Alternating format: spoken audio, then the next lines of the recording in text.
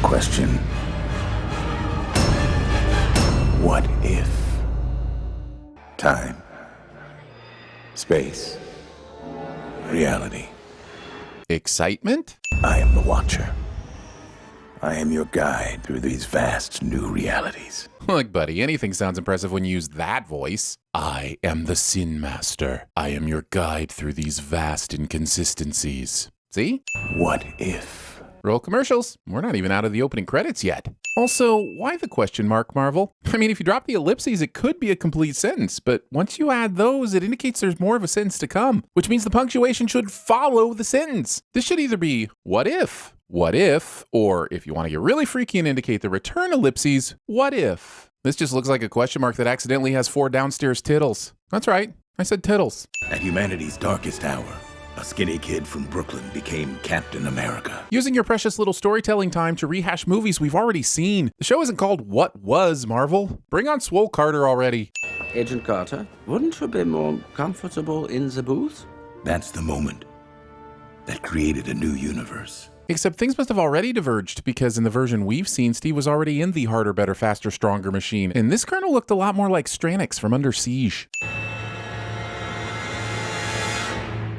Originally, this explosion happens after Steve has been transformed. Why would Penny's arbitrary decision to choose ringside seats to the buffeting result in a change in the timing of a plan that had already been set in motion long before said decision was made? Am I going to point out every tiny discrepancy between this and the first Avenger? Only time will tell. Stark, you go in! What? Are you crazy? I push the buttons. I'm the buttons guy. The church I grew up in had a buttons guy. He wore all sorts of weird buttons on his suit. He seemed fine until one day he brought a piece of wooden axe to service and started chopping in front of the congregation without warning while shouting about pruning the evil branches. Keep an eye on Stark is all I'm saying. Agent Carter, what are you doing? This is our only chance. Now! Is it though? You still have all the super juice, and the machine itself appears to be intact. I feel like somebody really wanted a new timeline, but didn't put the time in to make it all line up. Stark, don't do this. Is that Bradley Whitford? Was he in the original Cap movie? You think you can just add Brad to your little TV show to make it feel more important? Whitford is a treasure, and I'm sitting you for not having him in the movie too. And yes, I know he played the same role in a short that was attached to the home release of Iron Man 3, but do you think I watched that? I barely even watched Iron Man 3. Did it work? And then some. You won't be needing those hills anymore. She never needed them. Ever. Also, she's hulked out here so much that cami should be shredded. Those clothes wouldn't have stood a chance, and Buff Carter should be in the Buff Carter right now. For authenticity reasons, of course. Women aren't soldiers. They sure as hell don't fight on the front lines.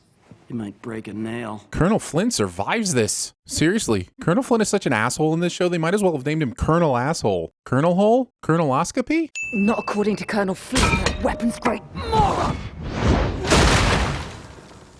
Funny reveal. But you do realize this means that this room had at least 15 of these giant weights, and she's thrown this many of them into this poor defenseless wall. Kind of a dick move if you ask me. Which you did when you clicked on the video, so this one's on you. It could be worse. Flynn could stick you on one of those USO tours. Wear a crazy costume, being told to smile 10 times a day. Why isn't Peggy doing the morale-boosting rounds like Steve did in the original timeline? If anything, and I'm not saying this is right, wouldn't the Army brass see a woman as even more morale-boosting for the men on the front line? Bucky. Bucky. I'd hope, perhaps naively, that crossing into a new space-time continuum would be enough to save us from the whole mad about Bucky subplot that stalked us for over a decade. We haven't talked about this animation style yet, but I'm pretty much hating it. It's like rotoscoping got cell shading pregnant after an intense 3-way with some binary code, and then drove out to the middle of the uncanny valley for the birth. Then why do you try so hard to hide it? So hard? More like not hard enough. This ancient mystical artifact of immeasurable power is kept safe and secure in a box inside a wall guarded by one elderly bearded gentleman and can be accessed by pushing one f***ing button. Heck, Howard Stark could have even completed that mission. Button guy call back. This doesn't concern you. You're lucky to be in the room. Title of my sex tape? Why did Stark redesign the costume in this very tasteful shade of God Save the Queen? Yes, Carter is British, but she still works for the US, right? Or is a female Captain America just that one step too far? That was brilliant! Let's give it another go. Is the show insinuating that Captain Crunches is trying to figure out these things for the first time in actual enemy combat? Or is that just the rush nature of trying to squeeze a whole story into 30 minutes? Either way, Carter's new look is amazing, and it's worth pointing out that Marvel is directly indicating that the cultural idea of female beauty could use a little beefing up. I, for one, am loving it. And this sin removal is for letting Peggy be completely Union jacked. Also, if Peggy looks in a mirror at some point and says, "That is Great Britain's ass," I'm giving back all the sins. Are you seeing this? Who is she talking to? The action in this episode and this scene in particular is easier to follow and of better quality than 90% of the action we're presented with in the damn movies. Another sin off. Bad guy cracks his neck calmly as an indication that he's super tough, cliche. Exactly. Is that it? Why does everyone keep underestimating how important the Tesseract is? Red Skull went to all that trouble to find the damn thing only to immediately lose it by allowing it to be transported by these clowns instead of a battalion of tanks. I trust you know what to do with that. Oh, I know exactly what to do with this. Well, I'm glad somebody does, because it's been over a decade now and I still don't have a clue what the damn thing does. Does Super Soldier Serum also provide actual physical skills, like jumping a motorcycle through a fence? I get the strength and dexterity thing, but wouldn't you still need actual proprioceptive training beyond the inherent physical qualities? Or do they just matrix that shit into your brain as well? What is the point of this excellent vantage point if you wait until after the enemy has breached the gates and killed 3 of your comrades? Did your friends here hurt you? Did they steal your bratwurst from the communal fridge? Air support! Send air support! Copy that. Rogers, inbound. Now, admittedly, this Iron Giant man is very cool, but wouldn't it have been cooler to let this be Captain Carter's story? Feels like we're stepping on her moment in the spotlight by allowing Steve to swoop in and be the hero in this timeline as well. Well, then we better start dancing! Captain Carter's dancing looks strangely like murder. I miss a good whiskey. Then why did you immediately ruin it by putting ice in it? I'm still that skinny kid from Brooklyn. Now just in a big metal suit. A big metal suit powered by an infinite power source that's capable of destroying tanks and basically anything in its path. Yeah, you got nothing, Brooklyn. You're more than the suit. The suit is nothing without the man inside. You're my... But he's never...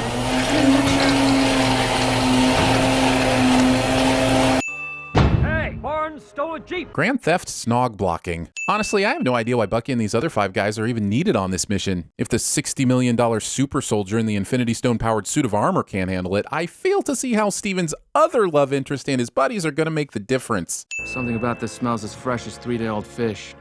Or maybe you're just afraid of trains. This dig about Bucky being afraid of trains is very specific and only really makes sense if Peggy knows that Bucky was lost and presumed dead after he was thrown from a train in the other timeline, which she most certainly shouldn't. Look at the size of that zip line. Are you telling me the best plan you could come up with getting on the train was to set up a 1,000-foot high zip line, stretching over a mile and then time it perfectly? Base jumping makes more sense than this, and base jumping never makes sense. Woo! Thanks! You almost ripped my arm off! You said the Hydra Stomper was indestructible. It is. Was. His name is Steve Rogers, not the Hydra Stomper. Hold your horses there, Peggy. To be fair, they were specifically arguing about the suit being indestructible. No one is under the impression that Steve is. Too soon? Too bad. I will tell you nothing. He told me everything.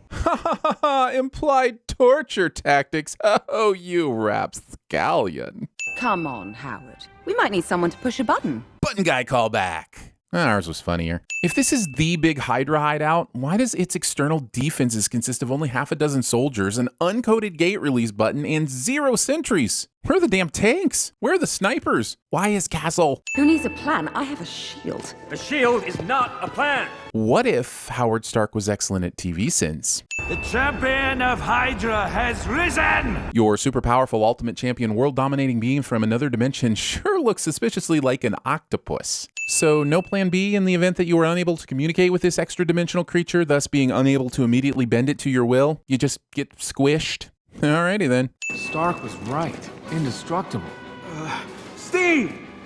Steve! How thoughtful of evil Hydra agents to keep Steve in the same room as his super suit, despite the dozens of other rooms that are no doubt available in this castle. German efficiency, man. You can't beat it. Now where's Peggy? She drew the high card. This suit could give out at any minute, and Bucky thinks up is enough specificity to allow Steve to get to Peggy in the shortest amount of time possible. At the rate it's spreading, it'll devour Europe. How the f did she manage to extrapolate that one? It hasn't even filled this room yet. What makes her think it will continue to grow to continent-devouring size? Excuse me, I'm just gonna grab my sword of unbelievable convenience. Red, green, blue. Who paints the bottom blue? The Blue Man Group? The Smurfs? Eiffel 65? Shall I continue? Don't tell me the American Playboy needs help pushing Was that a clitoris joke? Because I think there's a clitoris joke in there, but I'm having a really difficult time locating it. Steve? Did you miss me? For the second time in this outing, the man has come to save the day and rescue the female hero. Did no one at Marvel realize this was a dumbass idea which fundamentally undermines the impact of this female Captain America story? Where's Steve Rogers? The war ended almost 70 years ago. That's a strange way of saying, who's Steve Rogers? Also, apparently everything else went exactly the same, even though you changed the timeline. Guess there's no Carterfly effect. Who's gonna tell Ashton? I observe all that transpires here, but I do not, cannot, will not interfere. Then is there really any point to you? At all? Steve? Rogers. Steve! Steve! Steve. Steve. Steve? Go get him, Steve. His name is Steve Rogers. Time, That is Black Panther. space, That's Captain Marvel. reality. That is Iron Man. Ah, we're being flung through a tornado of alternate universe space shards. This is so unsafe. Behold, the triangle of convenience. Of course you would be humbled. Classic Star-Lord. Putting classic in front of anyone's name, also known as a classic sin. T'Challa has unwaveringly balanced Korath on one shoulder as if he's a baby about to be burped. Sure, he works out and practices hand-to-hand combat, but he's just a normal man, and hauling dead weight around should not be this easy. Not one of these well-armored fighters decides to shoot out T'Challa's knees. Not one. Though our hero's destiny might lie in the stars above, the beginning of his journey was much more down to earth. Previously on Black Panther. Also, is living in a rich, technologically advanced fantasy land like Wakanda really more down to earth? I mean, it's on Earth, I guess, but still, it's f***ing Wakanda. Does this really look like Peter Quill to y'all? Sure, I don't know. All humans look alike to me. That's racist. Well, my home is built on an ancient vibranium meteorite. Secret spilling kids. But why stop at one world, huh? When we can show you all of them. This kid is zipped up into orbit by a kid-snatching alien and doesn't shed a single tear for the loss of the relationships he leaves behind? Why is T'Challa so chill about his impending abduction? Your money is no good here. Please. No, seriously, we only take cash. Then why not just start with that? Saying your money's no good here and we only take cash are two very different things. It's implication, which is not something Drax would ever do. He's just brutally honest. Also, how are they able to get just about everyone back to voice their characters they played in the live-action films, but couldn't get Dave Bautista to voice Drax? Was he too busy pitching Stuber 2? Remember, Nebula is just a cartoon. Remember, Nebula is just a cartoon. Remember, Nebula is... When I was young, Yondu attempted to return me to Wakanda, but it had been destroyed. T'Challa knows Nebula and works with her father from time to time. She should already know this story, no? I get that we don't know this story, but there has to be a less sinful way to get it exposited to us. And then you ask, but even if there was, wouldn't you send the exposition anyways? And yes, we absolutely would. Standing directly in this blinding light beam. Never have been any good at saying no to you, kid. This is probably the first time in the history of parenting that never saying no has resulted in a responsible adult. I mean, if you consider an adult who robs people blind responsible. So yeah, you should say no to your kids sometimes, parents. The collector's got a famous kink for exotic flora and fauna. Dendrophilia. And no, there's nothing wrong with a healthy fetish. I just love saying dendrophilia. Stop! I thought we were faking it! Shouting your plan at this volume near the people you are trying to trick. Ravagers will start a riot, drawing the attention of the Black Order. We have a situation. All units report to our position. All units report because one guy was chucked across a courtyard. That was hardly a riot, and the only reason this works is because of the "this works" cliche. Amazing! I have no notes! A perfect plan! No notes? How about the glaringly obvious question of where will we find the embers of Genesis inside that f***ing maze? The show tells us the answer is to accidentally run into a duck that gives directions. Perfect plan, my ass. Oh, my dearest Nebula, aren't you a sight for sore eye? Forgive me, I couldn't help myself. The Collector would be a marvel at TVSins. Sure, most everyone is seeing T'Challa find living collections and thinking about their story or purpose, but I'm over here wondering how the Collector feeds them all, or cleans out their cages, or what is the food bill for this many living creatures? My guess, he's compensating for something big. Man, Marvel is really trying hard to make Howard the Duck a thing in this universe. I like getting weird as much as the next guy, but I still have scars from trying to wrap my little kid brain around Leah Thompson begging for some duck. I don't need those wounds opened up again. You know I can find them. Cosmic flora down the hall. Says the duck in a moving prison maze who somehow knows where a very specific item is located. Screw it. Talking loudly, discharging a weapon, having no general plan of where you're going. I mean, the list of reasons why T'Challa is doing a terrible job just grows and grows. You know what they say, when you're out of luck, always go duck. Or my personal favorite, if it don't quack, don't give a fack. The Ravagers? It's a diversion. Only one person of this highly trained deadly gang knows what the Ravagers look like? Ah, yes, Wakanda tech. So advanced that it glows like daylight to really hammer home that the necklace matches the vehicle. T'Challa's so lucky too, because the model of his necklace includes the glow even brighter mode if he hesitates to follow the plot line.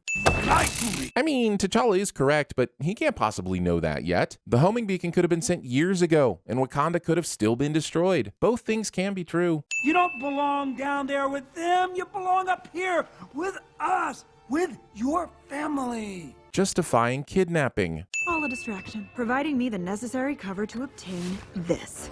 The Embers of Genesis. But the show won't bother us with showing us how she actually did it. That would be just silly. The Collector would be smart enough to remove anything from a person that could be used as a weapon, but of course he doesn't here because reasons. I liked that thing you said about not locking people in cages. That's what it took to convince Karina, not the thousands of individuals that were kidnapped and locked in cages before T'Challa. It's good she came to her senses and took a stand, but damn, it took a long time to get there. There's plenty more we can play with. Observe. Collector fans, prepare yourselves for several minutes of OP weapons and fan fiction fighting. I warn you so you can get your mental masturbatory sock ready. A dagger forged in dark matter, taken from the ruler of the Dark Elves. Reminding me that Thor the Dark World is a thing that exists. Just a reminder, as T'Challa somehow manages to launch himself backwards 100 feet, do the splits midair, and snatch a crown off a head, that he's just human. These perfectly symmetrical, chaotic eyebrows. Don't you love how the wall of weapons fire reduces to a few shots once the enemies are in sight? Also, our heroes can escape and have a few boss battles. My point is, if you have an army of bad guys blasting the shit out of a place 1 second, why would they stop when they turn the corner?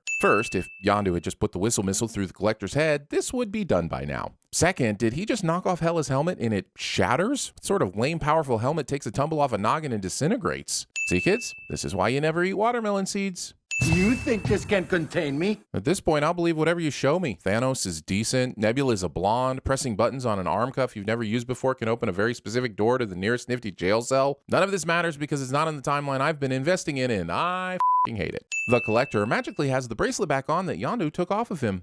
I was the one who told you I wanted to see the world. All you did was show me the universe. Oh, I see we've arrived at the last act, where conflict simply fades and we're eating the crumbs of the remaining resolution to the story. I don't want crumbs, I want a sandwich. Where you want to be?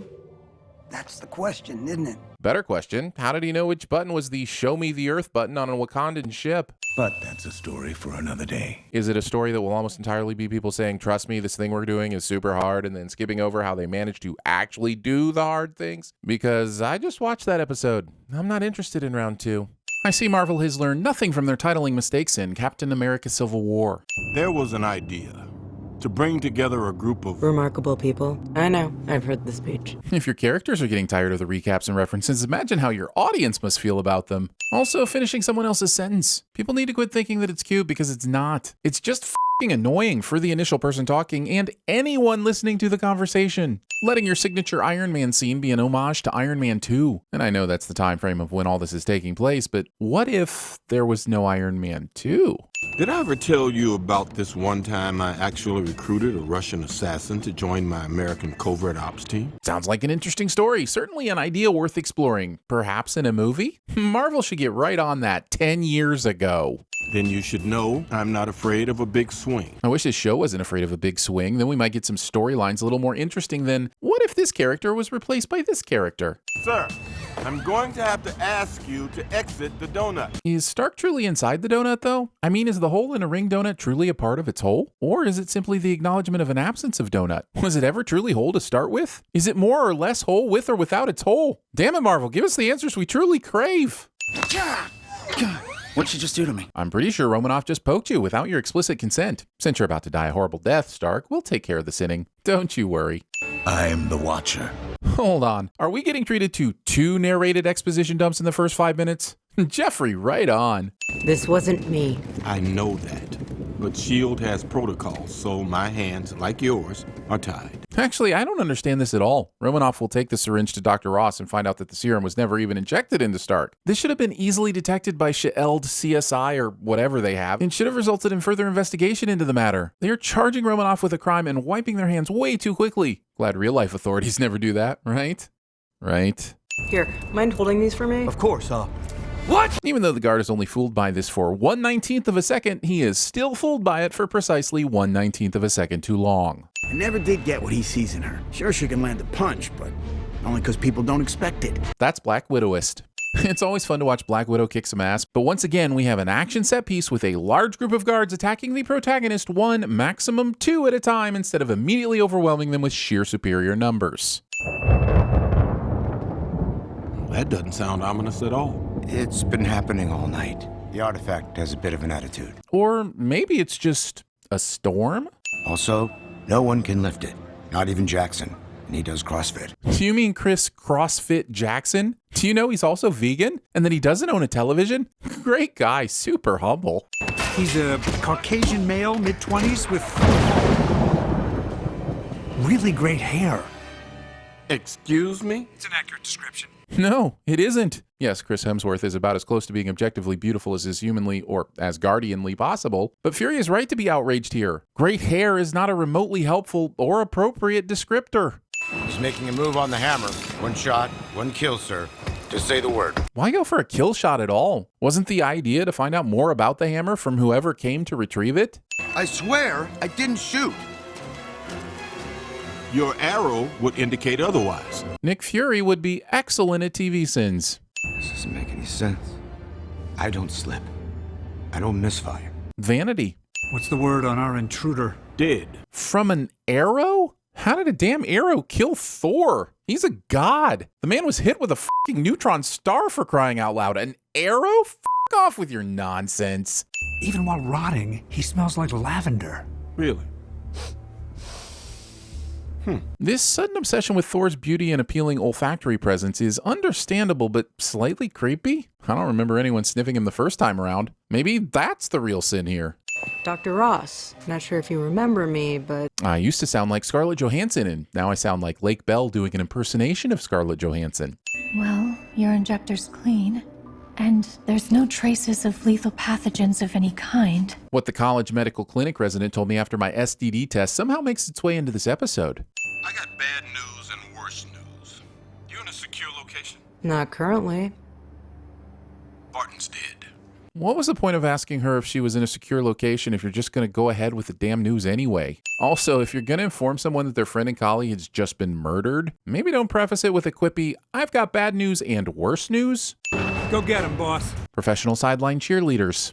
You would do best to kneel before a god. We don't really do that here, no matter who or what you are. Unless you're the Queen of England, but other than that, no one. Well, other than the person you're proposing marriage to, but other than those two people, no one. Well, some people like to kneel in front of important statues. You know what, Fury? We actually kneel quite a bit.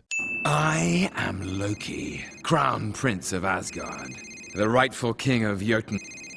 This rings on for some time, and I have no idea why. I know it's played for comedy, but in reality, there's no reason to allow a phone to continue to ring over a clearly important conversation. If the intent is to pick up the call, then pick it up and excuse yourself, damn it. If you have no intention of picking it up, then decline the call. It takes a special kind of asshole to allow a phone to persistently ring in this hugely distracting manner. Excuse me for just a second. Hello? A multiverse of infinite diversity and innumerable outcomes, yet in this timeline, Banner still ends up in the exact same glass corridor at the exact same time Colonel Ross and his friends turn up. What's in the box? Such insolence will not be tolerated. Insolence? Does what's in the box have an unfortunate translation in Asgardian? I mean, unless you're talking... Oh. But he can't die. He can't die. He can't. He can. We are not allies. Then let me help you. Fury? He just said you weren't allies. In case you confused it with Manassas. Wait, is this the only Manassas in the whole world? Then I guess there truly is no good reason to include the state in this subtitle. I'm not telling you my password, Romanoff. Why not? Hashtag Steve. I heart Steve. 0704. This is a perfectly fine password to use for personal accounts and such, but it's absolutely ludicrous that Coulson would use it for work as well. Yes, in theory, it should only ever be known by him, but I also know that Sheld's entire IT department would never be able to look Coulson in the eye. Wow. Good one, Coulson. What does Coulson mean, what? His reluctance to share his password was at least partly because it was embarrassing as all hell, so why the surprise at Black Widow's understandable reaction? For some inexplicable reason, our mystery assailant, who has been doing a fantastic job of covertly taking out Earth's mightiest heroes, and Hawkeye, decides to switch to this very noisy and aggressive beatdown for Black Widow. Do they know the third act resolution is coming? Because they really shouldn't. Fury, it's hope! It's all about hope! I can't think of a single reason why Black Widow would choose to communicate this vital breakthrough in a way that is so vague and open to interpretation. She could have just as easily said Hope Van Dyne, and that would have been plenty enough for Fury to go on with no chance of it coming off as a vague platitude. But heaven forbid we're robbed of one last twist for the sake of believable decision-making. If it isn't Hank Pym. Hank has killed everyone else with a surprise attack, but for Fury, he walks up behind him as a normal-sized human so he can talk about his motive. That makes sense. You took everything from me. I wanted you to hurt. Wrath. In this montage of murder, you can see that Hank Pym was the projectile that hit Bruce back at the university. But at the time, we were shown a scope moving around and taking aim at Banner, mistakenly leading us to believe it was one of Ross's trigger-happy soldiers. But if this was Pym all along, who shot the gun? Good evening, my loyal subjects. So with Earth's mightiest heroes, and Hawkeye, out of the way, Loki is free to rule humanity with little resistance. But why Earth? With Thor out of the way, couldn't he have taken over Asgard? Wasn't that always the plan? I believe that in this universe, as in every other, hope never dies. Except in this universe, she definitely did. Oh, we're back to being metaphorical. See? Easy mistake. Time. Being wasted. Space. Ing out. Reality. Is that I've already hit the skip intro prompt because this intro was boring the first time I saw it, let alone the fourth. We have watched how one moment, one choice. Watcheration. So much watcheration. What if the best of intentions has very strange consequences? If you're going to doctor the wording for puns, don't do that ancient one at a time thing. You really need to throw a few supreme turns of phrase in there to really make it all even Steven. The question is, how many more though? Scissor doors. Too many people learned the wrong lessons from Back to the Future. Evening, handsome. This? No, I just pulled it out of the dryer. What does this even mean? How would putting an item of clothing in the dryer make it any less impressive? Do most people in New York wear wet clothes? You promised me creme brulee. I suspect we can do a little better than that. For someone who brags about putting his suit in a dryer, I'm a little afraid to find out what Doctor Strange considers a little better. I'd just stick with the creme brulee, Doc. She's not going to find the frosted animal cookie blizzard as charming as you do. Strange slows his vehicle down and the guy behind him rear ends him in a skid. Steven's car then does a full turn, significantly broadsides a pole, does another turn and a half, and still somehow breaks through the rock guard barrier with enough momentum to launch 10 feet out over the cliff? Show doesn't know how to law of conservation of energy correctly. In this universe, Stephen Strange didn't lose his hands, but his heart. Roll commercial show title is completely invalid. He didn't lose his hands before, he lost his use of them. And that's not his heart. That's his dead girlfriend in a box. And the director said, let's do that mystical apple eating thing again so the audience will know we're assholes for only changing the things we want to in the timeline because callbacks. Stephen Strange could not let go of the past. Wonderful. Instead of Christine being ignored, underused, and wasted, this time we're going to have her be completely fridged for motivational purposes. Such progress. Sorry, but this is now my favorite t-shirt. Stealing. What are you doing up? I needed the little sorcerer's room. Calling it your little sorcerer. You're being delightful. I must owe someone a muffin basket for this personality shift. Calling it your muffin basket. Well, this is shaping up to be a night to remember. We find out eventually it doesn't matter, but how does Strange go back to stop this from happening and still get rear-ended at the exact same place in the road with the same pole and same weak-ass guard wall? Why wait till the second try to go ahead and have Google Maps find a route that, I don't know, doesn't involve the death cliff? You had one job, Strange. Also, just gonna go ahead and add 10 cents because this Groundhog Day sorcery goes on for all the some time. We'll go, we'll dance. I promise you we will have a good time. No. What even happens here? She has some sort of medical event, like maybe a heart thing? It's clear the universe needs her to die, but if it's already going for cardiac arrest in an otherwise healthy young woman, shouldn't Strange know he can't change anything at this point? How do you go back in time to avoid random health issue? That shit can happen anywhere. Also, they made it there to dance? How did they do that? Does the universe have a bit of leeway on the timeline? What's the Christine must die window? Anyone have a direct number for the TVA? And now we're back in the water below, the same exact cliff again. You went back to trying to drive the same route? I guess there's nothing you can do. Sometimes people just pick a hill to die on. Reports of numerous casualties, including the death of one Dr. Christine Palmer. Fatalistic news position. Fatalist position? Also, not only does the universe decide to take out numerous people to get to Christine, but the local news decides that she's worth soloing as an immediate eulogy? Is she that famous in New York City? Why does this keep happening? Maybe because you keep coming back to this point in time? Maybe he can't change the outcome regardless, but you'd think Strange would attempt one trip to a time prior to this night. Do you want to talk? Maybe put on some music? Maybe warn her about the car that's about to crash into her that you know is coming?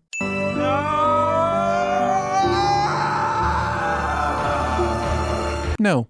Good evening, Dr. Strange. Are you having car trouble? Oh, snap! More like the asshole one, am I right? Also, why is she just coming now? Her and Wong made it clear that f***ing around with time travel is a bad idea. So if the Ancient One could come to him and prevent all of this, why would she wait this long? Her death is an absolute point in time. In this universe, you mean? Because it certainly didn't happen this way in the other one. Maybe Strange shouldn't be looking at time travel, but should be looking at multiverse. Oh. There is no hope here. Right, so then does he just, what? Come back with you to your timeline? Live out the rest of this timeline? Go to one of the numerous timelines he's already created? And what timeline are you even from? How does any of this even work? Where did you come from? Where does he go? Where did you come from, Plot and Lie Joe? Library. Hello. You know, books, reading, knowledge. That's racist. The lost books. Sorcerer reading. Do you mind sharing a tentacle or two? Attempting to share someone's tentacle, even if you're asking for explicit consent, it's kind of strange. Strange survives this when Red Skull didn't. What happened? Well, even though you got strewn about by a giant octopus monster, not only are you not showing any wear or tear, the bruise you had earlier on your forehead is also miraculously gone. A man does not suffer like this for his own glory. Yeah, humans are much more likely to suffer for others than themselves. Super unselfish, this species. If they won't surrender their power, I'll take it. Let's start small. So this episode is basically, what if Doctor Strange murdered an insane amount of fantastical creatures? Well, that's fun for the kids. Every one of these creatures feels like an inside joke I'm probably missing. It's like Lego Batman all over again, and I'm all like, haha, can you imagine if there was a condiment-based villain and everyone else was like, well, there is, and I was like, yeah, comic books, totally. Why did the dragon turn him all dragon face, but the garden gnome didn't give him a fishing pole and a visible butt crack? You use magic to remain frozen for centuries. Nope, that's a different Disney property. Everything is a different Disney property. He wasn't even the only Doctor Strange in this universe. I would give all the sins back if we get a time cop face melt when the two versions of Stephen Strange meet. What was in that whiskey? Dude, people's faces are inking off and you're cracking wise? What do you think, you're healing the world with your comedy? Yes, just think of me as an echo. Oh. I drew upon the power of the dark dimension to split the timeline, to split you. Sure, I guess, but you split the Strange who was already trying to change the past into half who continued on that journey, and then half that went back in time and forgot all that stuff? Just say yada yada next time and save us all the headache. I mean, we're going to send you either way, but I prefer the non-headache way. 2 timelines? I doubt that's the simplest or smartest thing to do. Stephen Strange would be magical at TVSins. How would you find him? He's found me. Convenient timing of Evil Strange finding not as Evil Strange is convenient. Hello? Episode is 14% someone saying hello, and randomly Adele's favorite episode. Don't you dare lie to me! I am you! Yeah, I know. Here's a what if for you. What if Marvel took one of their films that somehow didn't end in same versus same and decided to make it into a TV episode that did end that way? Marvel's gotta marvel, I guess. Episode ends with 1 minute and 50 seconds of sorcery pew-pewing. I'm f***ing pumped. This shit came back around. Marvel in studios. But after 40 seconds of this intro, the caffeine wore off. So I'm giving it 1 sin for the usual intro credit nonsense and 5 for inducing the roller coaster of emotions I just experienced. Time. Space. Reality. It's more than a linear path. For the love of Odin, Bernard is lost in his bullshit again. Or is it Arnold? I don't know. I gave up on Westworld long before it decided to not give us any satisfying answers. But Jeffrey Wright has doubled down on these types of cryptic characters, so I'm giving him a sin. I'm giving HBO a sin, and I'm giving Marvel a sin, respectively. It's a prism of endless possibility. So its ends are parallel, its sides are flat, and Marvel is definitely going to use this later to explain away some bullshit when we all try to make sense of it. I am the Watcher. This half-hearted attempt to make Rockwell canon in the MCU by suggesting that somebody's watching me. Thanos is coming. He's coming. I guess this whole Bifrost space laser elevator through the stairs wasn't enough to establish which Infinity Saga moment we were being dropped into. So Bruce Banner has to say this line, presumably to the audience. Come on, big guy. Time to go green. I get that he's wearing this outfit because he didn't have any other clothes, but I'm genuinely shocked he couldn't resist the matching fingerless gloves. Now I have to say that this scene does not contain a breakdance. Come on, come on, come on! Actual video footage of CinemaSins staff trying to coax a joke out of her sick mind somehow makes its way into this episode. Show wants me to believe the zombie versions of Iron Man, Doctor Strange, and Wong are somehow more effective in this fight than they would be normally. I assume it's because they're hangry. I can't believe it. That The Walking Dead has managed to actually infect Disney? Yeah, me either. Go! You'll be safe with them! With the bug that just ate the dangerous saliva-filled head of a zombie? No, thank you. Who are you? All that's left. Well, that's just a dumb superhero name. Like too many great catastrophes, this one sprang from a place of love and hope. No one will be seated while the resident creepy voyeur of the MCU interrupts the show to deliver unnecessary exposition and puns. Janet Van Dyne contracted a quantum virus that corrupted her brain. Does throwing the word quantum in front of virus satiate our bloodlust for backstory and continuity? No. This raises more questions than the time I sprained my quantum ankle running away from my brother after punching him in his quantum balls. Alas, Hope Van Dyne's long-awaited family reunion was not to be. I mean, technically the family was reunited. It was just violence and viscera rather than hugs and hummus. See, the problem with the hand pressed to a steamy pane of glass cliche is that when the sound is turned down, I'm not sure if this is a death scene or a sex scene. Or, since it's zombies, I guess it could be both. Setting scenes on the Golden Gate Bridge is so overplayed that the audience couldn't care less about what's going on here. Whether it be mutants, apes, or zombies, it's a loss we're all prepared for at this point. Kind of like Ohio. Because once Earth's mightiest heroes joined the infected, no one else stood a chance. Unless, of course, they knew the rules. For someone that likes to watch, he sure does interrupt a lot. You're invited here to observe, not give notes, Larry. Why would experienced adventurers land their plane on a bridge where they could be easily surrounded? It's almost like the writers wanted to skip over the Avengers using strategy to handle their flesh eater situation so that a Walking Dead fan could finally live out their undead crossover fantasy. New York, home of the Mets, the Chrysler Building, those ladies from Sex and the City. Picking 3 things that would make Scott Lang say, "Oh yeah, those are in New York. I know those." If you can make it here, you can make it anywhere. The whole make it anywhere cliche might be a bit of a stretch. Most New Yorkers get confused by the wilds of Connecticut. Do I really have to be wearing this? As an adult, do you really have to ask that question? I presume they're talking about the eulogy she gave for her aunt, which is a pretty dark Easter egg to throw in this otherwise comedic video. This web job looks as structurally sound as the one made by that spider the scientist dosed with LSD. Well, just when you thought things couldn't get any worse, we gotta go to Jersey. You know what? F you, Marvel. I hate New Jersey just as much as any decent American, but that was completely unprovoked. You saved that for a real threat, like Ohio. All right, everybody, it's Grand Central. Unless the show is claiming some butterfly effect nonsense has rerouted the train lines, you need to go to Penn Station if you want to train to New Jersey. Splitting up? Do you guys just not have horror movies in Wakanda? We don't need them. We have American reality shows. Boom goes the dynamite. All of these assholes almost die because they couldn't resist telling Peter Parker to go f himself. No, Happy, you can't be this silly before you descend into the zombie-infested bowels of Grand Central Station when earlier you were this serious about a t-shirt. Happy! A truly unfortunate name at a time like this. Parents, let this be a reminder to name your children something that makes some f***ing sense. Asking us to believe Spidey could gain traction in his adult footy pajama costume.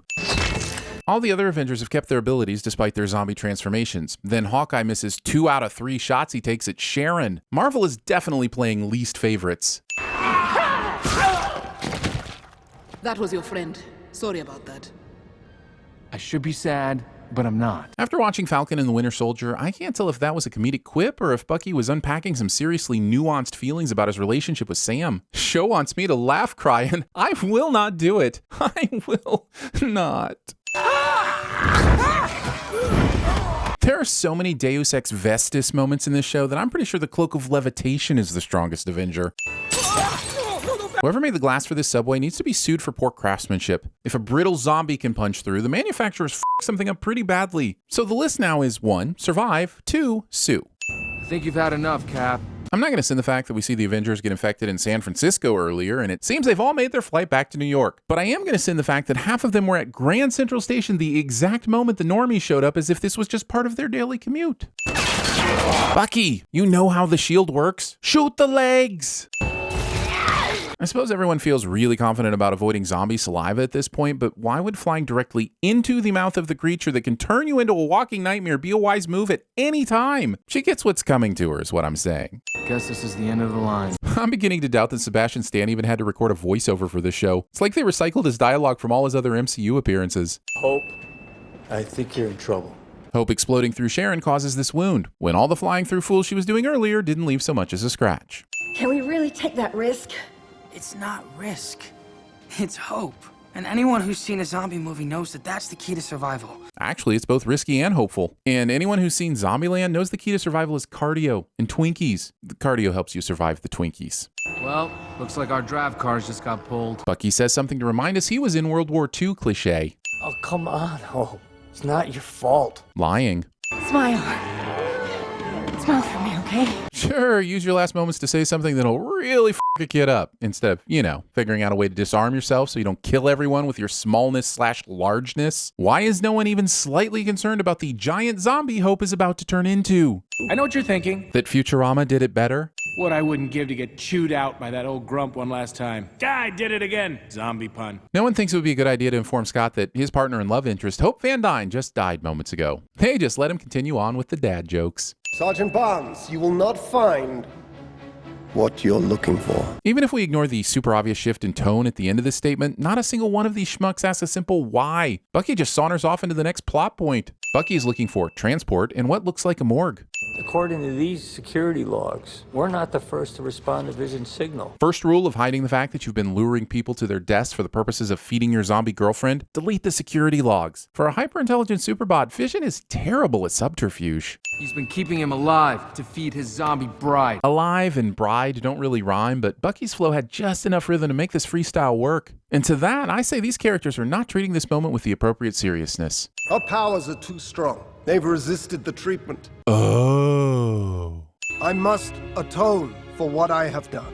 But I cannot bring myself to leave her. Vision then immediately does leave her by offing himself. Also, he definitely should, but I don't think he has to atone right f***ing now. And I don't care if the writers think that the power of Vision's row boner is so strong that it can explain away his motivations for pretty much everything he's done since Captain America Civil War. Do you think you can fly this? He asks the man who is already seated in the pilot seat and confidently pressing buttons. Context clues, Spidey. Context clues. I don't think I can lose another friend today.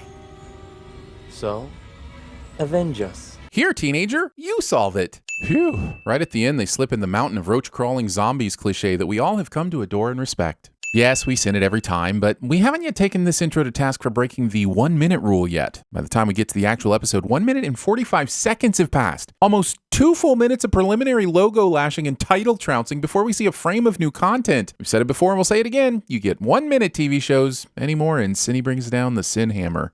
Is it cool if I take a picture with you? Yes, but it is not okay to carry your camera around with a full zoom erection at the ready like this. And here's another minute of just repeating the beginning of Iron Man with almost no changes. It's like my dad always said, if you didn't add any new wrinkles, why did you have to re-iron, man? In fact, the only thing the show removes is the ever-relevant MySpace joke. I'm about to move you out of my top 8, Marvel. Stay here! It appears as if random soldier guy gets taken out with some sort of shotgun with huge shot pellets and a wide dispersion. And my question is, how did Tony not catch even a scratch from any of that shot that went through these holes? Also, it appears they're traveling in the middle of the day, so how would the light source be low enough for this kind of light dispersion? The angle puts it right here, which honestly looks to be below the mountainous horizon, but it looks really cool, so I guess science, yeah? Granted, along with Luke's binary sunset and the falling dude hitting the propeller on the Titanic, this is one of the greatest shots in movie history. But the more you show it, the more you risk annoying us. It's like that one well-endowed guy in gym class who spends as much time naked as possible in the locker room. We get it, man. You can put that thing away now. We just watched a handball instructional video today. Not sure why you need the shower. Mr. Stark, were you injured in the attack? No, but I did spill my drink, and it was a 26 Macallan, so I'm pretty sure that's a war crime.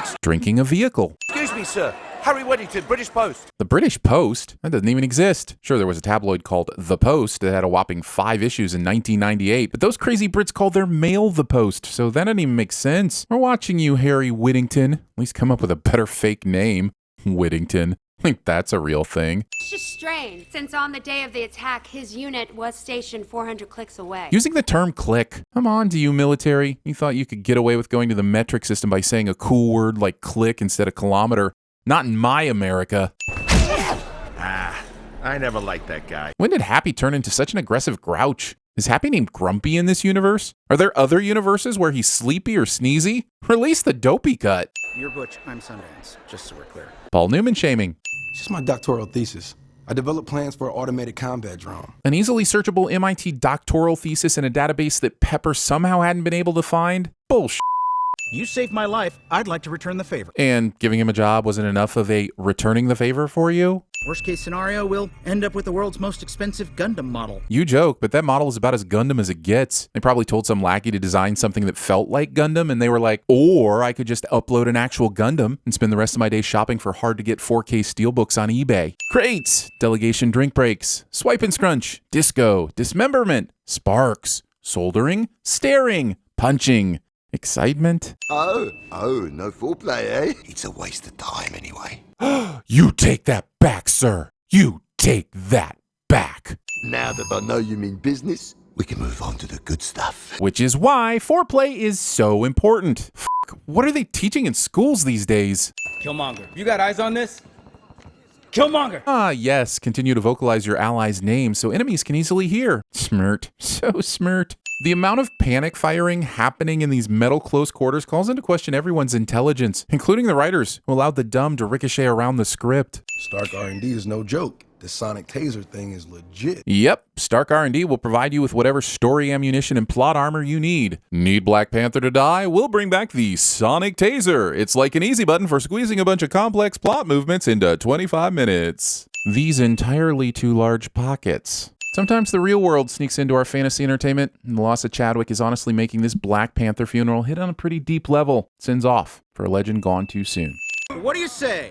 To killers? Actually, in this case, you could toast to having a killer robot who, instead of finishing the job when he has the target in hand, decides to toss him out and play with him a little more. For reasons. Your moves are his moves. We call that same versus same around here, Tony. And then we send it. Fit character loses clothing in a ridiculous way so the audience can bask in the sexy, and we're not complaining, and the show will pretend it's about the kill count tats, but that doesn't mean the real reason isn't nakedly obvious. Cliche. This sequence did not start with 13 years later, which is how long it should have taken for all these massive weapons to have been created. Congratulations, Lieutenant. You just invented 21st century warfare. With what? Killer drones? We've been doing those since the 20th century. I know these ones walk instead of fly, but remind me again exactly how that's an upgrade? Yes.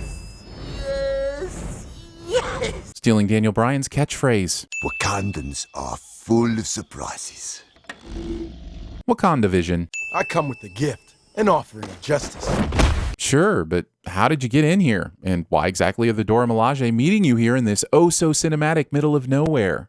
Oh, please. They're built by Americans. We'll be home in time for lunch. That's Americist. The drones operate via a hive matrix. How does she know any of this? They spelled Borg wrong. Also, these cars followed the flow of the arrows past their parking spot and then forced anyone behind them to wait while they backed in, like assholes. I want a little bit more than that.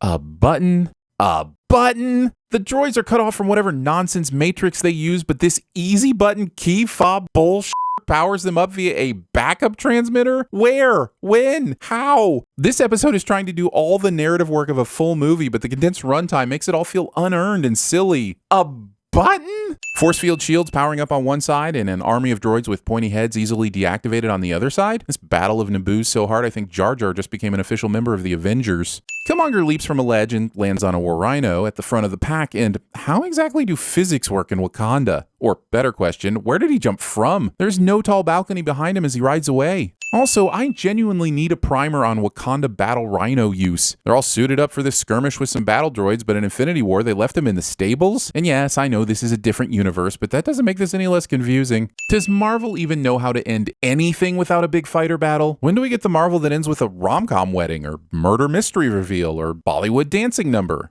Boy, it sure is nice of the war droids to stop attacking so that our beloved characters can have a battle bonding beat. We cut back to Captain Grumpy Pants as if he's been watching this whole thing unfold. But did he ever even get the signal back? Did the easy button somehow restore his view too, despite being outside of the shield? I have no idea how any of this works, and I paid for this with my existing Disney Plus subscription, so it's my right to know every single detail. Venting your anger on the letter E.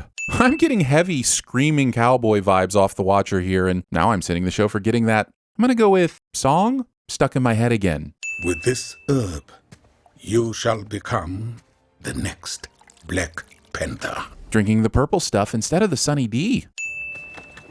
What? How did you get in here? Better question, how did she turn herself around in a dramatic reveal when her feet can't touch the floor and her hands are in her lap? 1 minute and 45 seconds of opening logos. Yes, we're still mad. No, we won't stop bringing it up. And yes, we will still watch every damn second of content Disney puts out. Star Wars episode opens on Star's cliche. Oh, that's the wrong show. My bad. You know what? The cliche still stands. I've never been in the desert waiting for an alien invasion before, but if I were, I doubt I'd waste the car battery by leaving the lights on. This is it. For the win. For the win. This is it. For the...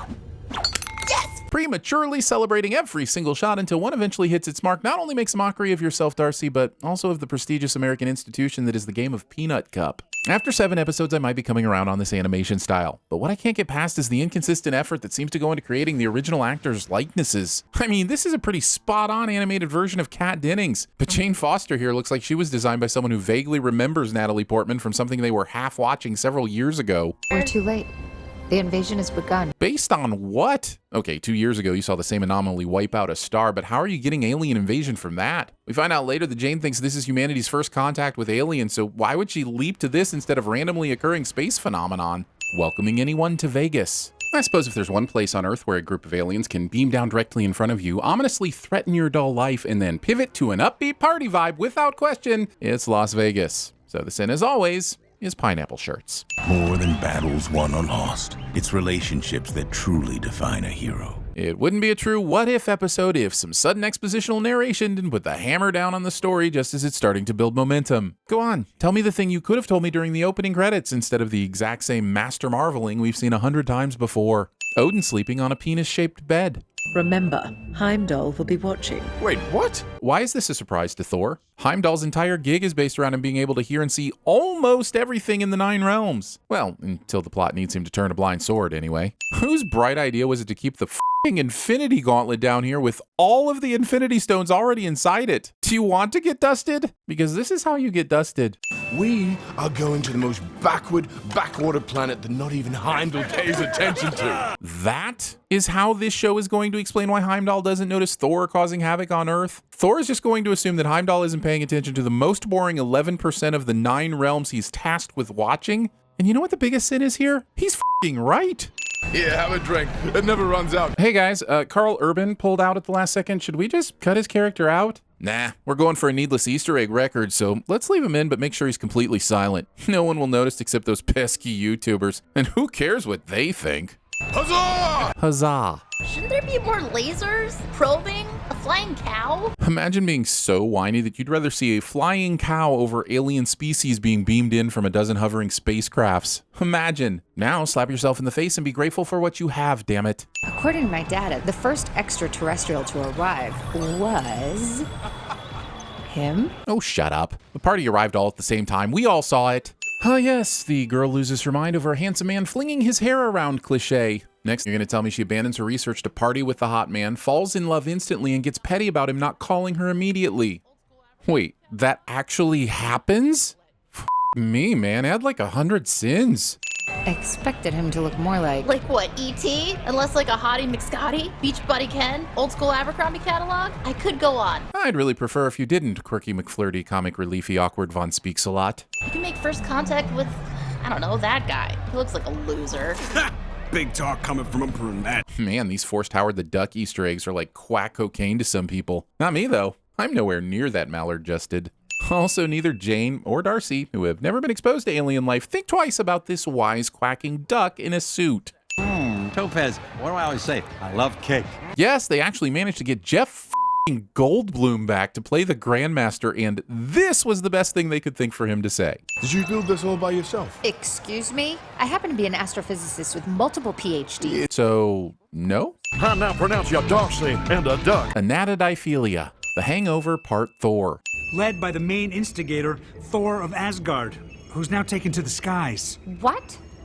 He left? Did he even leave a note? Our multiple PhD holding genius female lead goes from a dogged mission to save the world to why doesn't he love me? Quicker than Steve Rogers comes to save the day in that Captain Carter episode. A beeper? My dad has one. He's a podiatrist. Wait, are you guys calling a podiatrist? Yes, because in this universe, all beepers lead to podiatry. Everyone say, waffles! Waffles? Who wants to have a waffle picture? We say cheese so it looks like we're smiling, not waffles. Nobody wants to have the O face in a picture. Tell me, is that butt ugly popsicle stick talking to me?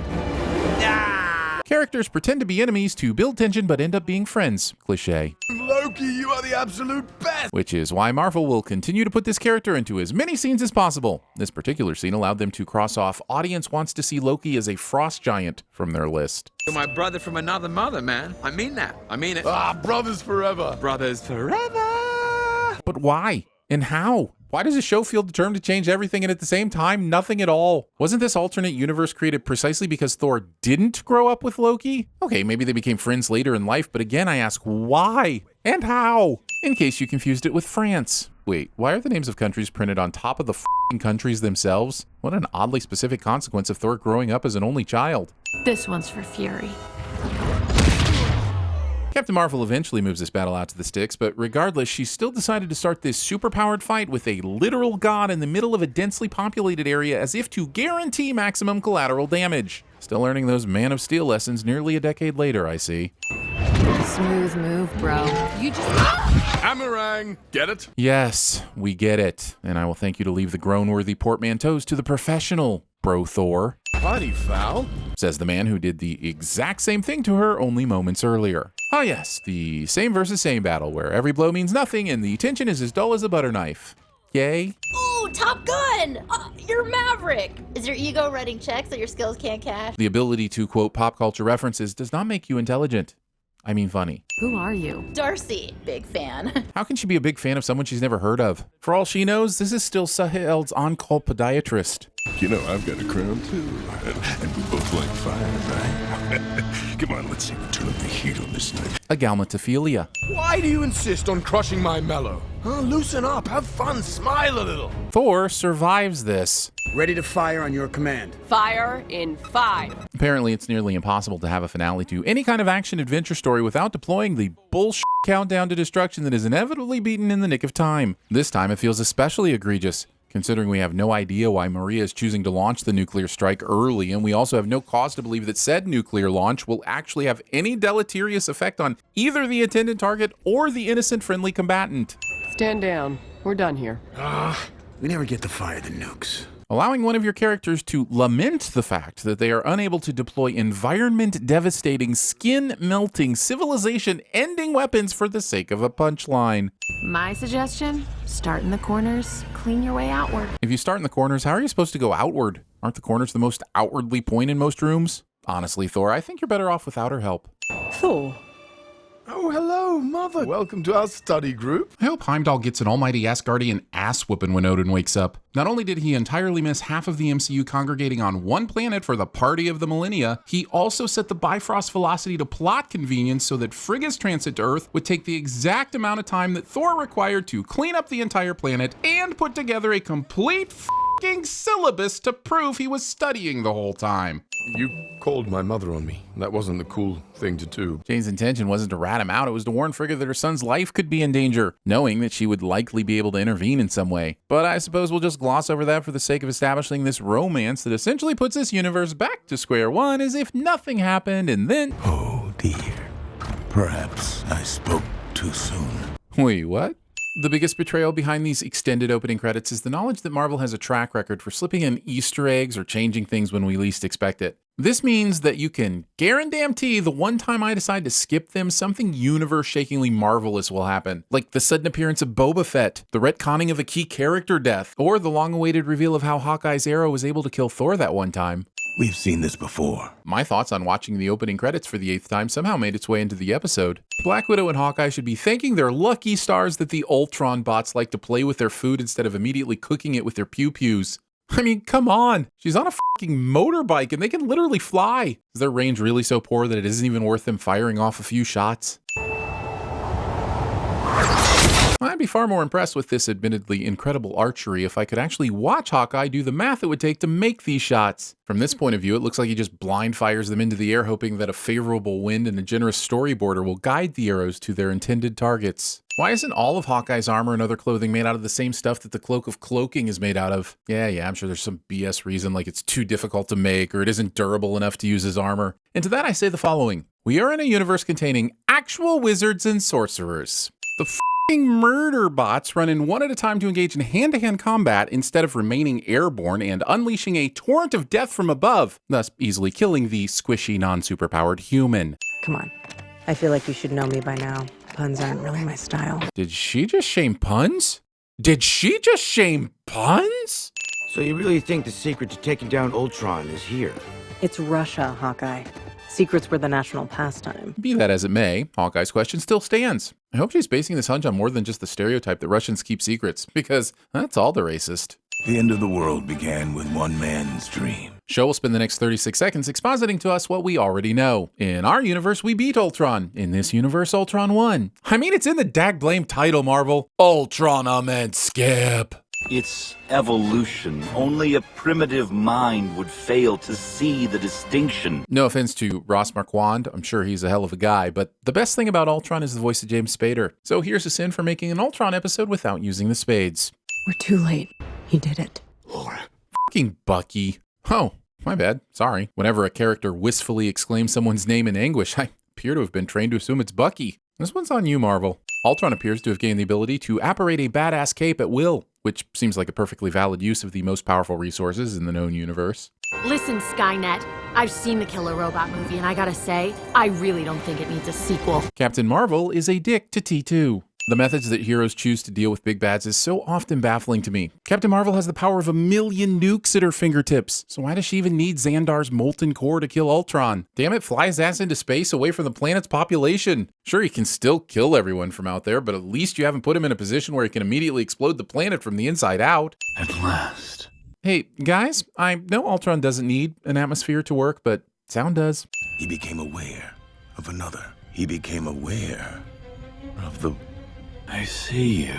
Bringing the author into his own narrative, also known as Stephen Kinging. Also, this is a super cool twist, but I feel like it breaks so much about how we've been told this voyeuristic storytelling works. Doesn't the watcher's surprise suggest that this is the first time he's seeing these events unfold? If that's the case, how can he be telling us about it in the past tense as if he knows the ending? On the other hand, if these are events that he's replaying, why is it only this time through the story that Ultron becomes aware of the Watcher? Why does the Watcher even need to be watching for this spontaneous hyper-awareness to happen? Damn it, this whole thing makes less sense than Rick Moranis and Spaceballs watching the cassette tape of Spaceballs to figure out what Rick Moranis and Spaceballs will do next. There is still hope for this universe. You'll have to excuse me if I have trouble believing that saving the entire multiverse from the destructive hands of an omniscient entity infused with Infinity Stones now rests solely on the shoulders of two people whose superpowers consist of an aptitude for gymnastics and above-average hand-eye coordination. If we want to take down Ultron, we need an AI that can combat his code. Well, now it sounds like she knows exactly what they're looking for in here. So I can only assume that the files in this place are organized entirely at random, or else why wouldn't she go straight to the break glass in case of emergent AI box? Grab it. Grab it. No way. Yes way, because you, Black Widow, appear to have been gifted with just enough knowledge to make your way to these archives and accidentally yourself into the box containing the solution to all your problems, while still giving the impression that you didn't actually have a clue what you were looking for in the first place. It might not be the Watcher, but someone is definitely giving her a hand here. They really did it. There's still hope. Oh no. I still have no clue why all of these multiverses appear to be taking place in real time. Now that Black Widow and Hawkeye have found the key to Ultron's destruction, shouldn't that be problem solved? Why does the Watcher have to wait for all of this to play out? Agents of S.H.I.E.L.D. Roll commercial? Oh, sorry, that's the wrong show. You know what? It. They're all the same. Roll the commercials. Barton Clinton Francis. Francis? Really? How did I not know that? The character discovers her coworker's middle name and thinks it's funny he or she didn't already have that information cliché. And I've ruined a lot of laptops this way. And while I get that it's the point, having an open container of liquid around any electronics will always get you a sin, Clinton Francis Barton. The Ultron hive mind appears to be out of range. Zola can't connect to Ultron, but can he at least connect to the Ultron drones that are here right now? Surely these things come with some sort of Bluetooth. What am I saying? Bluetooth never works. How long has Hawkeye been holding on to that arrow? And why doesn't he just have 15 of those bad boys instead of all these basic-ass ones? I told you, I don't want to fight anymore. And see, it's different because Black Widow isn't the one falling to her death, and it's Hawkeye. So now she has to watch her friend die. And that probably should mean something, but now I hate everything. Is that how all this is supposed to work? Oh, but anything is possible in a multiverse. Exactly. Like, for instance, there are now 0 stakes in any of these properties because you can just bring back whomever you want to whenever they want to do whatever they want, and the world can feel a collective geekasm when Alfred Molina utters the words, "Hello, Peter." All of it will happen, but none of it will matter. Happy now, Marvel? Happy. Also, is the show saying that there's actually a physical barrier between the area that the Watcher enjoys his peeping and the universes that he's peeping on? Because in the spirit of non-interference, I just think that's a design flaw a being of his scope would be able to avoid. Why does he even need a physical space at all? By possessing all 6 Infinity Stones, Ultron has the ability to bend time, space, and even reality itself. The Watcher, in turn, has access to every recorded event in the past, present, and future of the multiverse. But f*** it. Let's stick to the good old alternating beams of color, witty retorts, and general fisticuffs to settle this battle between the 2 most powerful beings known to exist. Isn't this more fun than just watching? And to be honest, it's a lot less creepy on your part. Ultron would be the big winner at TVSins. What if Marvel decided we didn't need over 90 seconds of narcissistic self-stimulation just to prove that we're watching a Marvel property? And yes, we've seen it every time. And yes, if you're watching the season-long video, this might feel like you keep seeing it over and over again. And yes, that's exactly the point. Fine. I've got the shield, you've got the sword. More like knives, but cute wordplay. Not My Black Widow would be terrible at CinemaSins, because that's not cute wordplay. That was a forced and incorrect comparative analysis. Cute wordplay would be if she said, "Fine, I'll be your human shield, but you have no superpowers and are a useless addition to the team." I mean, I think that's super cute. Nothing good has ever followed the phrase Bernard in accounting. Nothing? Not Bernard in accounting just found $1 million tax write-off? Not Bernard in accounting has identified the employee who's been stealing from the company? Not Bernard in accounting was hanging out at a Best Buy and just scored us all PS5s? I thought you were more than just a shield. I'm a pretty good dancer, too. Non-funny, non-important, non-sequiturs. Also, Henchman has the drop on the protagonist, but instead of shooting them and eliminating them immediately, Henchman instead chooses to drop weapon and fight hand-to-hand. Cliché. Are you seeing that? A valuable question, considering that if he did, the Watcher would be permanently changing these timelines. In fact, we seem to get confirmation that others do see him in other universes, and yet the show will remain completely uninterested in exploring these ideas when there's a forced and unearned team-up plot to get to. Dairy Queen. Ah, come on, relax, son. It'll all be over in 1,000 years or so. This is the only scene that contains one Mr. Kurt Vogel Russell. Stopping a living planet this easily. Star-Lord T'Challa, leader of the Ravagers and lost prince of Wakanda, you have been chosen. The Watcher picking his fantasy team reminds me of that first Big Brother episode every season, where the players react to being chosen to be in the house. So here's a sin for being anything like a reality show, and another one for tricking me into admitting I watch Big Brother. Gamora, survivor of Sakaar and destroyer of Thanos. Who did what to who now? And yes, I'm aware this character was from an episode that got cut from the season for some reason, but that doesn't make this introduction any less baffling or our investment in her any less who gives a shitting. Eric Stevens, Killmonger, Tony Stark's former protege and killer. You have been chosen. Killmonger? Killmonger? Why pick the one most likely to destroy your team and have some sort of ulterior plan? And don't give me that nonsense they try to sell later about the Watcher knowing the future, possible futures, or whatever, because that doesn't jive with either his attitude or actions in other parts of this series and this episode. The simple fact is that the Watcher is terrible at picking his team. He drafts worse than the Cleveland Cavs. Nobody messes with Vegas. Actually, doesn't everyone mess with Vegas? Isn't that kind of Vegas's thing? I will say it is nice we're getting some Captain Carter without having to shoehorn Steve Rogers into it. Oh, come on. The pub facade was my idea. I read about it in your biography. I hope you like it. I only want to make Peggy comfortable, though. The rest of you, or have a beer. I don't give a Yes. You may think Thor is happy he's getting a beer, but he's actually exclaiming his excitement that he managed to subtly sneak in Chekhov's plot-convenient robot head into this strange purgatorial pub. Come on, get a new trick, man. What was the first trick? Did the Watcher pull a bunny out of his hat? I always miss the good stuff. You are the Guardians of the Multiverse. Look, I know that's not the title of the show or episode, but that moment rolled commercials so hard, I swear they just accidentally changed the title of the show to Guardians of the Multiverse. No, I wouldn't do that. My lady. To be fair, Thor probably wouldn't listen to anything Strange says, but you'd still think Strange would try a little harder than an I wouldn't do that, considering Thor could very easily be walking to his death. We're in.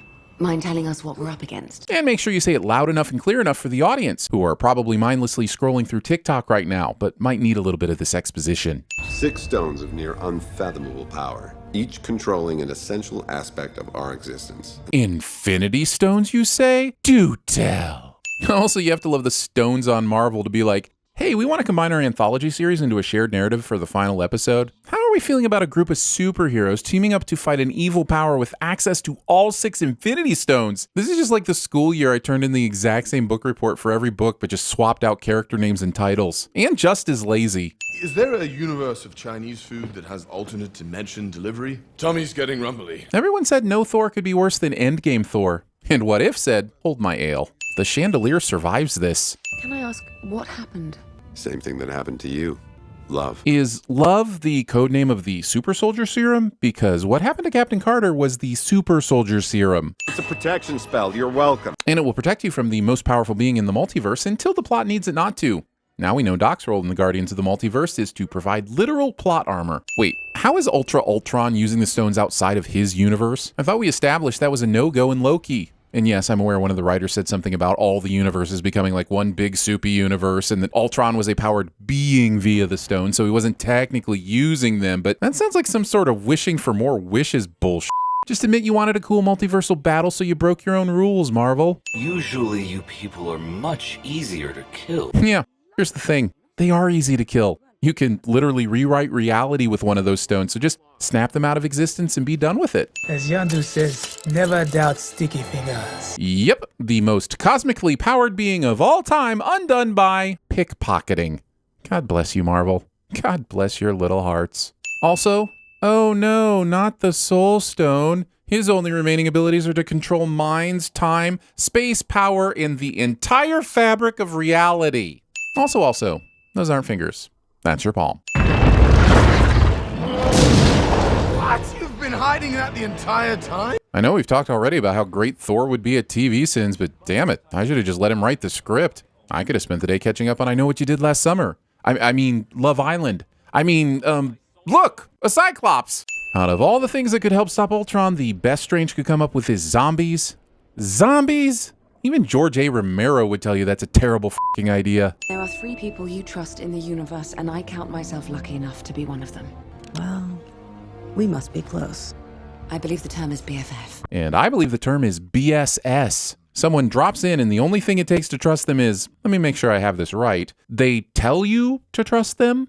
I can destroy galaxies with a thought. Then why don't you destroy the Guardians with a thought?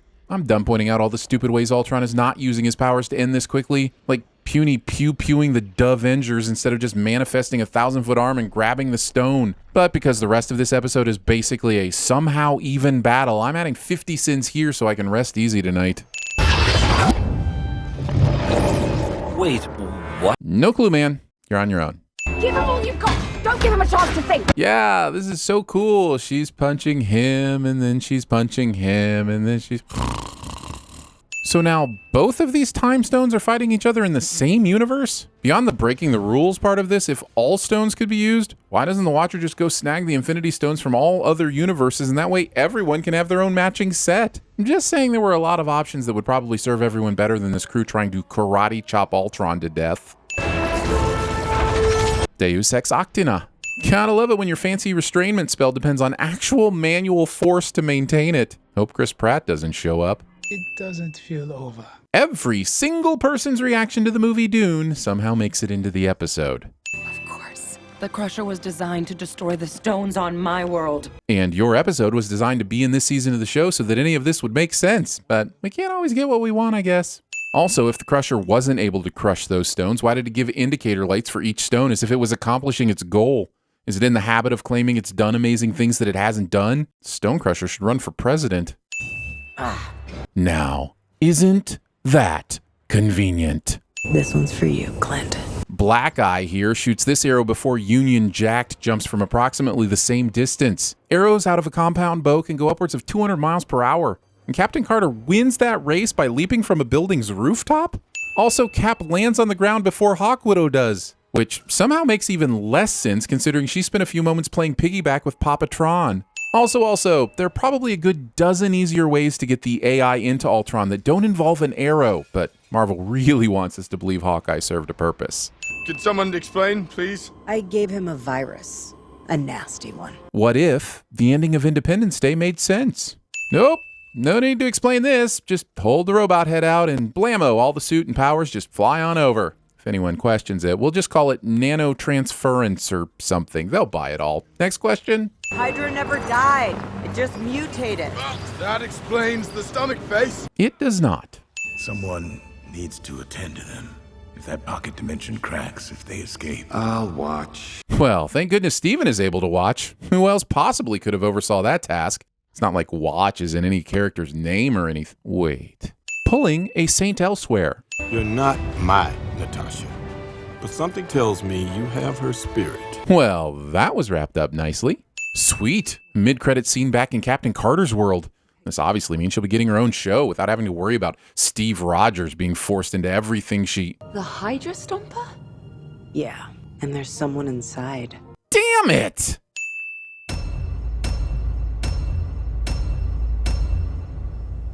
There are no strings on me. Hang on.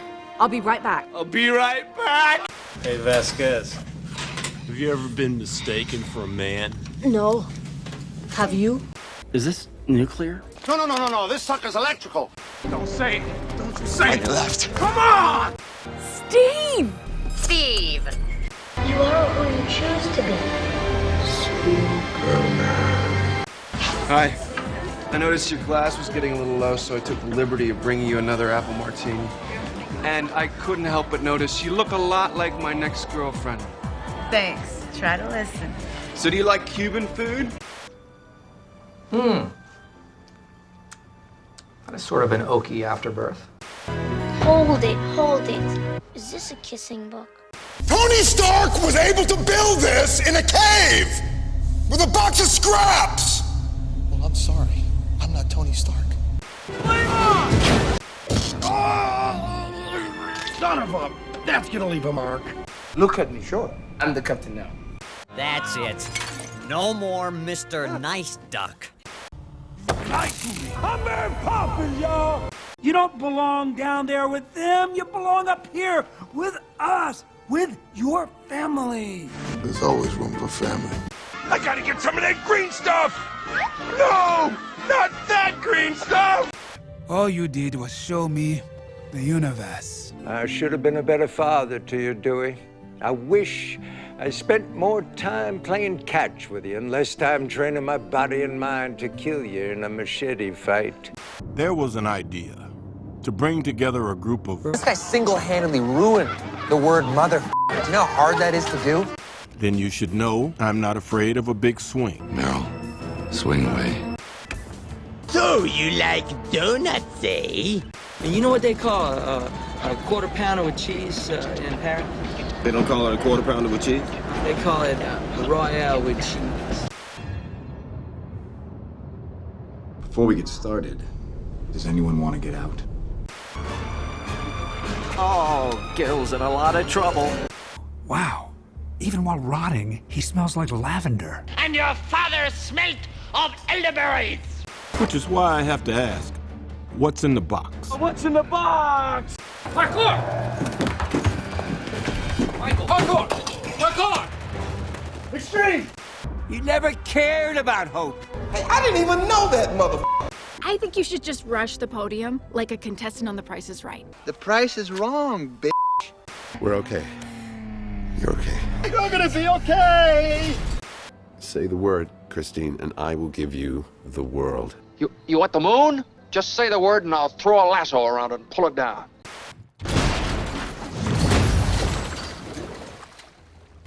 Well, we're back in the car again. I only require more power. With great power comes great responsibility. Only the penitent man will pass. Only the penitent man will pass. Go! You'll be safe with them! We could ride him and get back to the house in no time.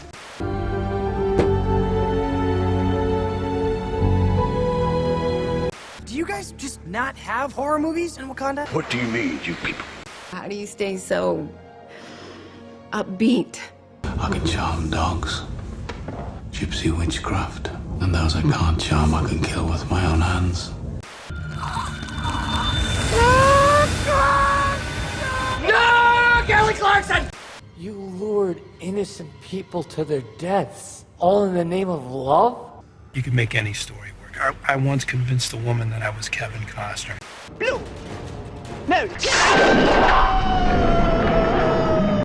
What's our fuel gauge reading? Fuel gauge. 2,900. 2,900. Angle cock's closed, handbrake's knocked off. We're going to have to walk through that.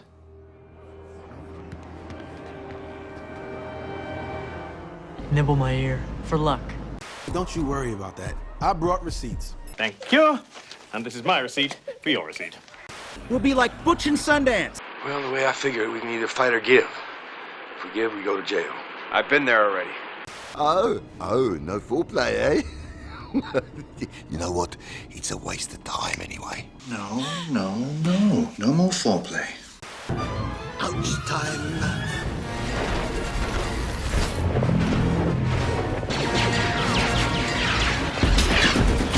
Tommy, how's the peeping? You got knocked the f*** out, man! Do you know how to use that thing? The pointy end goes into the other man. Rhinox, maximize! Guess who's coming to dinner? Once upon a time, in a faraway land, a young prince lived in a shining castle. Although he had everything his heart desired, the prince was spoiled. Hollywood movies did not prepare me for this. Shouldn't there be more lasers? Probing? Why does everyone always assume that? What am I doing? Am I harvesting farts? How much can I learn from an ass? Describe what Marcellus Wallace looks like. What? Say what again? Say what again? I dare you. I double dare you, motherfucker.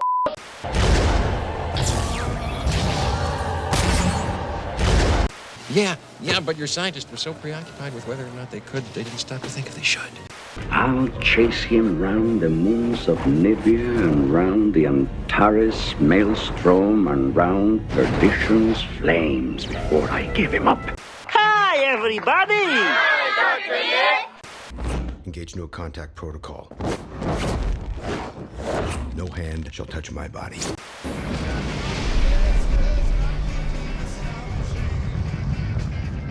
I am Locutus of Borg. Resistance is futile. Your life, as it has been, is over. From this time forward, you will service us. I'm going to bring about peace in our time. Yeah, you say peace. I kind of think you mean the other thing. There's still hope. Oh, yeah! Oh, no. Welcome to the Cafe 80s, where it's always morning in America, even in the afternoon. Barton Clinton Francis. Hey, don't take any shit from him, Cunningham. How tough can he be? With a name like Francis.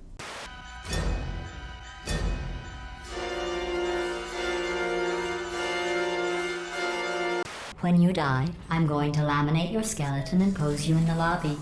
You want me to say it? Say it! Say it! Is he wearing a parachute? No. No, he wasn't. Star-Lord T'Challa, leader of the Ravagers and lost Prince of Wakanda, you have been chosen. You choose me? What is that? That is an overhead projector. Do you ever use it anymore? No, not really. Yeah, is there a universe of Chinese food that has alternate dimension delivery? Tummy's getting rumbly. I'm so rumbly in my tumbly. I propose a toast. True love is hard to find. Sometimes you think you have true love, and then you catch the early flight home from San Diego, and a couple of nude people jump out of your bathroom blindfolded like a goddamn magic show, ready to double team your girlfriend, and it's... Release the Kraken!